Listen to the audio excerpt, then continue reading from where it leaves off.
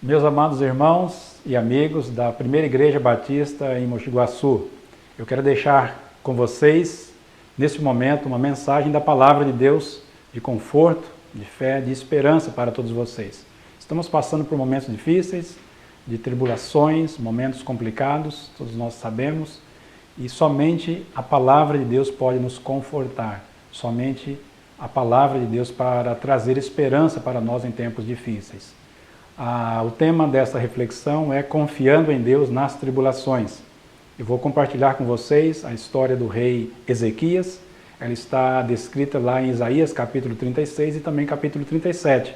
O capítulo 36, no versículo 1, diz assim: no 14º ano do reinado de Ezequias, Senaqueribe, rei da Assíria, atacou as cidades fortificadas de Judá e as conquistou. Um momento muito difícil. A Assíria era o império da época e ela queria conquistar várias nações, inclusive as nações que estavam ali próximas de Israel. E o texto diz que Senaqueribe chegou até Jerusalém, cercou a cidade. Naquele momento, um exército muito numeroso, provavelmente mais de 200 mil soldados, e cercou a cidade de Jerusalém. Imagine a situação: ninguém poderia sair, ninguém poderia entrar, os trabalhadores não poderiam sair para ir para os seus trabalhos, para os campos, as pessoas não podiam sair nem entrar, deveriam ficar nas suas casas, confinadas no momento de uma quarentena, uma situação muito difícil e demorada. A Bíblia diz em Isaías 37, e eu vou seguir daqui para frente na exposição do texto de Isaías capítulo 37, versículo 1: quando o rei Ezequias ouviu isto, que o rei Senaqueribe havia chegado, cercado a cidade de Jerusalém, diz o texto que ele rasgou as suas roupas, cobriu-se de pano de saco e entrou na casa do Senhor. É muito interessante que quando a gente olha para o rei Ezequias, a Bíblia diz que Ezequias confiava no Senhor. Segundo Reis 18, versículos 5 a 7, diz que Ezequias confiava no Senhor, o Deus de Israel, de maneira que não houve ninguém como ele entre todos os reis de Judá, nem antes nem depois dele, porque se apegou ao Senhor, não deixou de segui-lo e guardou os mandamentos do Senhor e que o Senhor ordenou a Moisés. Assim, diz a Bíblia, o Senhor estava com ele e ele teve êxito em todos os seus empreendimentos. Muito interessante, e aqui já é uma primeira aplicação para nós. Ezequias era um homem temente a Deus, um homem piedoso, um homem que guardava a lei do Senhor, diz a Bíblia, um homem que confiava no Senhor, e agora, como rei de Israel, como líder da nação, ele está passando por essa tribulação muito grande, confiando em Deus em meio às tribulações. O que Ezequias fez? Podemos aprender algumas coisas com as atitudes do rei Ezequias, e eu creio que são muito importantes para todos nós nesses momentos que nós estamos vivendo atualmente. A primeira coisa que Ezequias fez, diz a Bíblia, é que ele se humilhou diante do Senhor. Ele tirou as suas vestes reais e se humilhou diante de Deus. Esta é uma oportunidade para você se humilhar na presença de Deus. Não é um momento fácil, é um momento difícil, mas é assim que a Bíblia nos ensina. Nos momentos difíceis nós precisamos nos humilhar diante do Senhor, porque nós não sabemos como agir, nós não planejamos esse momento, nós tínhamos 1000 planos, nós tínhamos 1000 sonhos, tanto aqui em Campinas e provavelmente vocês aí em Mogi Guaçu, vocês fizeram um planejamento para o ano, vocês tinham os seus departamentos, os ministérios, tudo funcionando, os pequenos grupos estavam funcionando e agora nós estamos passando por essa tribulação. Temos que ficar em casa, temos que tomar as devidas precauções, cuidar das nossas vidas, da nossa saúde, da nossa família. Mas esse é um momento oportuno para que você possa se humilhar diante do Senhor, na presença do Senhor. A Bíblia diz que quando o rei Ezequias ouviu isso, ele rasgou as suas roupas, cobriu-se de pano de saco e entrou na presença do Senhor. E só se humilha diante do Senhor aquele que reconhece a sua impotência, a sua incapacidade, a sua pequenez, a sua fragilidade diante da provação, da dificuldade. Como alguém já disse, a humilhação é o antídoto para combater o nosso orgulho. Nesse momento que nós nos humilhamos, que nós colocamos a nossa boca no pó, que nós clamamos pela misericórdia de Deus, nós nos humilhamos, nós reconhecemos a nossa pequenez, a nossa fraqueza, as nossas limitações. Senhor, nós não conseguimos resolver isso, nós não temos poder, nós não temos forças, nós não temos condições. Eu lembro um texto lá de Romanos capítulo 8, versículo 26, que diz que da mesma forma o Espírito Santo, nos assiste ou nos ajuda em nossas fraquezas, porque não sabemos em alguns momentos nem como orar, nem o que pedir, mas o Espírito Santo, diz a Bíblia, intercede por nós sobremaneira com gemidos inexprimíveis. Nesse mundo nós passamos por tribulações, por situações que nos destabilizam, que nos deixam sem direção, que mudam a nossa rotina, que provocam em nós desânimo, estresse e tantas dificuldades. Mas a Bíblia diz que Deus resiste aos soberbos, mas concede graça aos humildes. Portanto, diz a Bíblia, cheguem-se para Deus e Ele se chegará para vocês. Limpem as mãos, vocês que são pecadores, vocês que são de mente dividida, purifiquem o coração, reconheçam a sua miséria, lamentem e chorem, que o riso de vocês se transforme em alegria. Que o riso de vocês se transforme em pranto, em tristeza, e que a alegria de vocês se transforme em tristeza. Humilhem-se diante do Senhor e Ele vos exaltará. Tiago 4, versículos de 6 a 10. O rei Ezequias, diz a Bíblia, se rendeu diante do Senhor. Ele não se intimidou naquele momento quando o exército assírio chega na cidade de Jerusalém. Ele não nega o fato, ele não ignora que a situação era difícil, era impossível, era uma situação de tribulação, mas ele não fica intimidado, ele se rende diante de Deus, ele se humilha na presença do Senhor e ele se propõe a buscar ao Senhor em oração. Ele não se entrega ao medo nem ao desespero, ele se humilha diante do Todo-Poderoso, o Senhor dos céus e da terra, e naquele momento de tribulação, ele busca ao Senhor, ele clama ao Senhor para que Deus o abençoe. A Bíblia diz em 1 Pedro capítulo 5 que nós devemos nos humilhar diante do Senhor, porque Deus resiste aos orgulhosos, aos soberbos, mas concede graça aos humildes. Portanto, humilhem-se debaixo da poderosa mão de Deus, para que Ele, no tempo oportuno, diz a Bíblia, vos exalte, vos restaure e lancem sobre Ele todas as suas ansiedades. 1 Pedro 5, 7. Porque Ele, o Senhor, tem cuidado de vocês. Lancem, coloquem sobre Deus o fardo de vocês.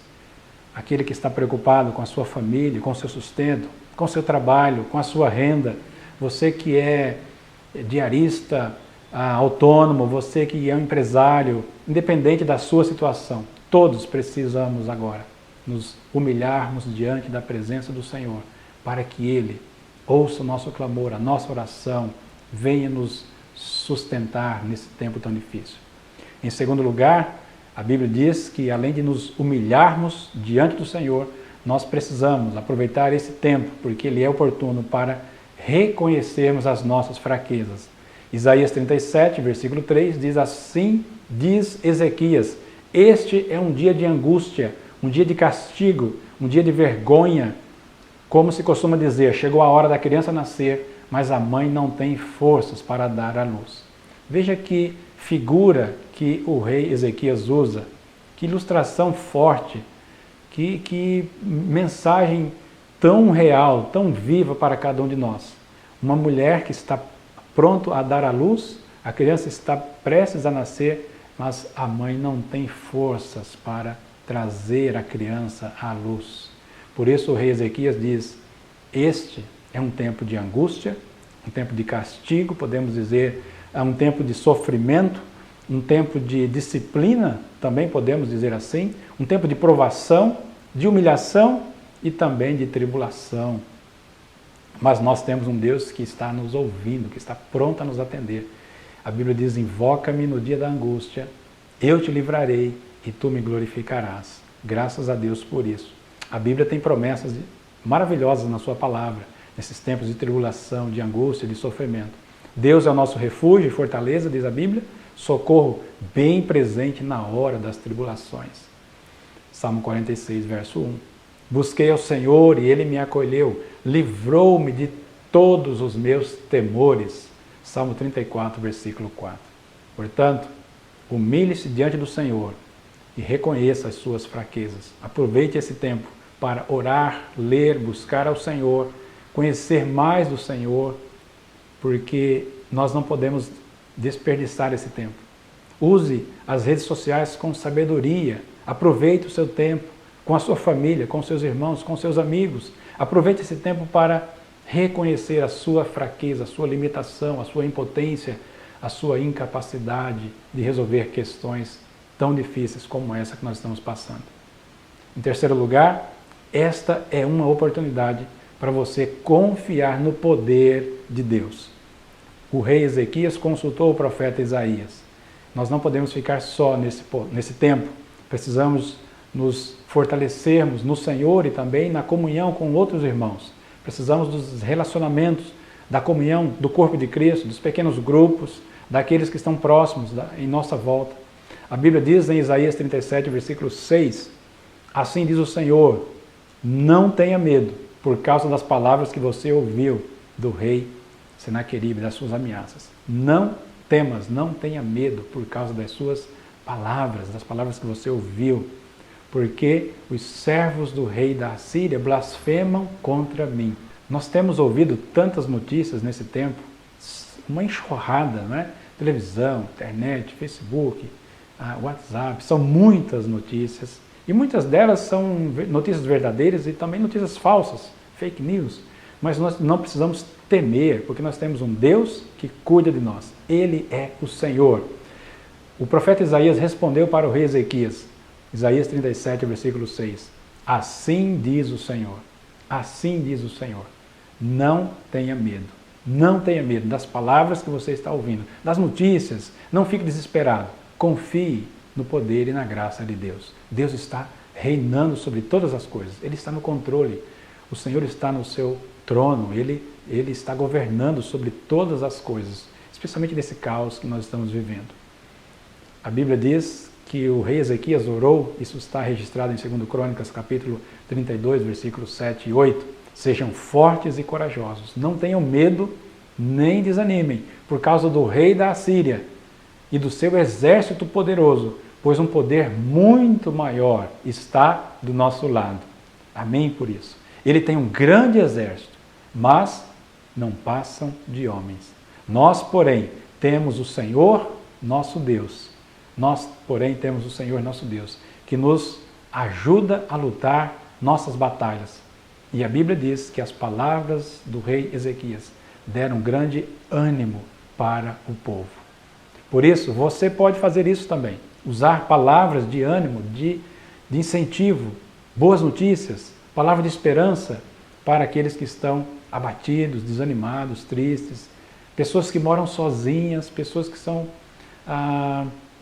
viúvas, pessoas que são divorciadas, pessoas que estão sozinhas na igreja. Você pode lhe enviar uma mensagem de fé, de esperança, um versículo bíblico, gravar um áudio, uma palavra de encorajamento. Isso é muito importante, que a igreja esteja unida nesse momento de tribulação e de angústia.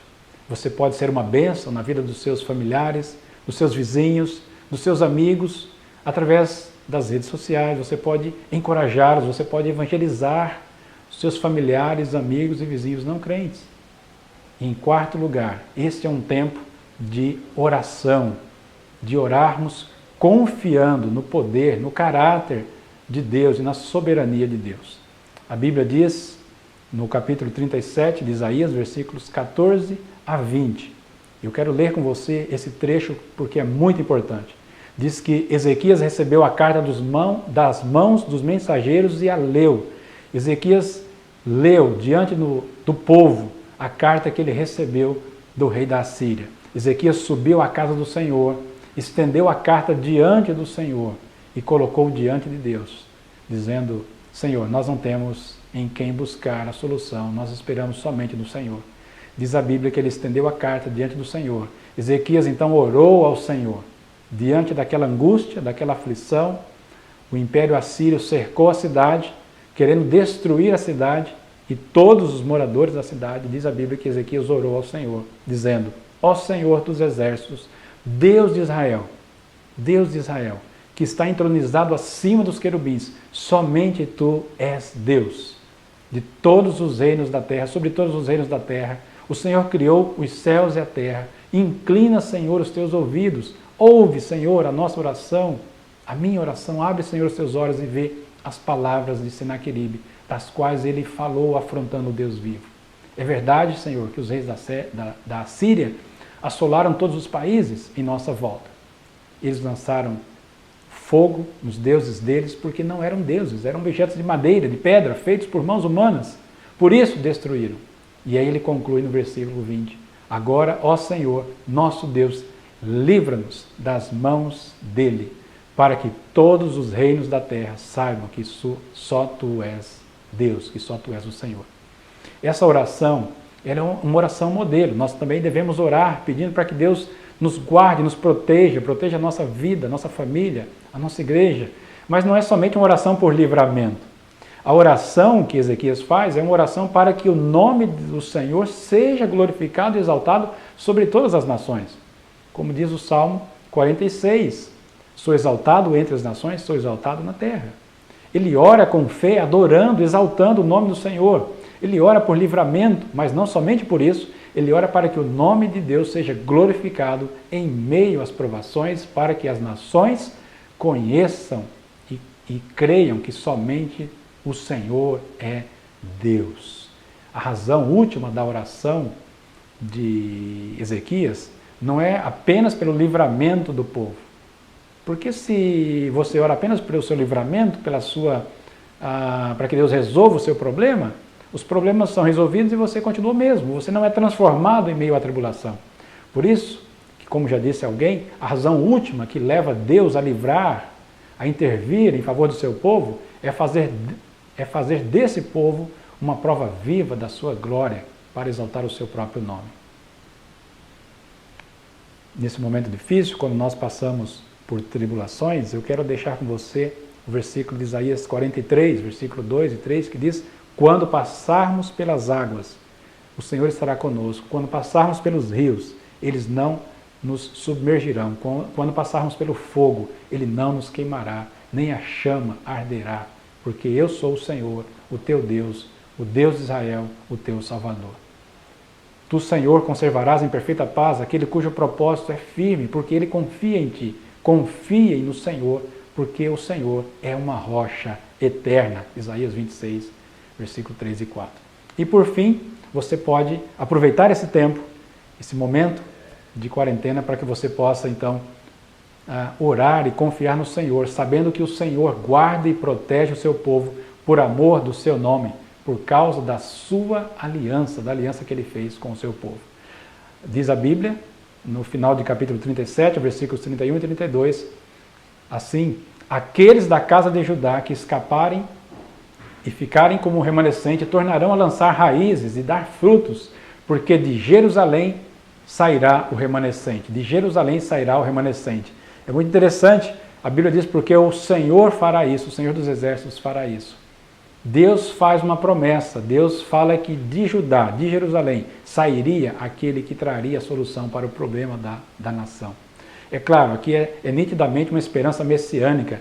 Jesus saiu de Judá, Jesus pregou em Jerusalém, Jesus foi morto em Jerusalém.